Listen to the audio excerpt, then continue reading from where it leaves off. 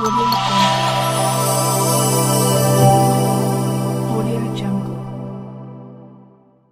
వచ్చిన స్టాఫ్ కి, ఆఫీసర్స్ కి, టీచర్స్ కి and to my dear students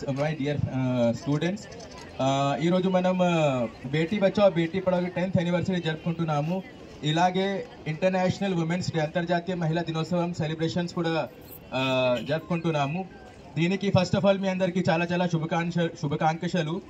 happy women's day to all of you.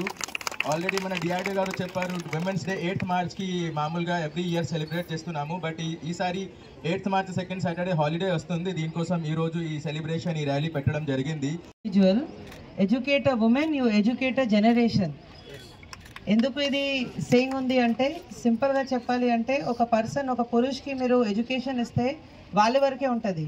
కానీ ఒక అమ్మాయికి మీరు ఎడ్యుకేషన్ ఇస్తే వాళ్ళ పిల్లలకి కూడా చదివి పెడతారు.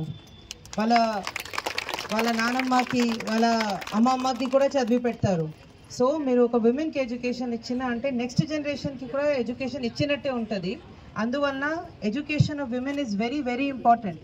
ఇది ఇండియాలో కాదు, ఇది ఇంటర్నేషనల్లీ రికగ్నైజ్డ్ ఒక థియరీ ఉంది. సో దీంట్లో భాగంగా మన నిర్మల్ జిల్లాలో కూడా మన ఎడ్యుకేషన్ మీద చాలా ఫోకస్ పెడుతున్నాము. ఇక్కడ వచ్చేసి ఇది గుర్తుపెట్టాలి. దీంతో పాటు ఈ వేదిక నుంచి ఇంకొక మాట చెప్తున్నాను, మన లేడీస్కి ఇంకొక ఏం అలవాటు అంటే, అందరికీ మంచిగా హెల్త్ ఉంటుంది. దీనికోసం ప్రతి డే పని చేస్తారు.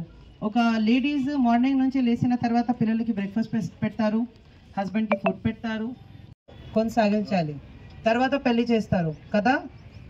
ఎవరైనాకి ముందు పెళ్లి అవసరం ఉందా? నా నాన్న చెప్తున్నారు నేను ఇప్పుడే పెళ్లి చేయాలి. ఓకే, ఎంతమంది జాబ్కి హామీ ఇస్తున్నారు నాకు? అదే ఇది కెమెరా అక్కడ టర్న్ చేయాలి. మేము జాబ్ తెచ్చిస్తామా? ఇంకా గట్టిగా.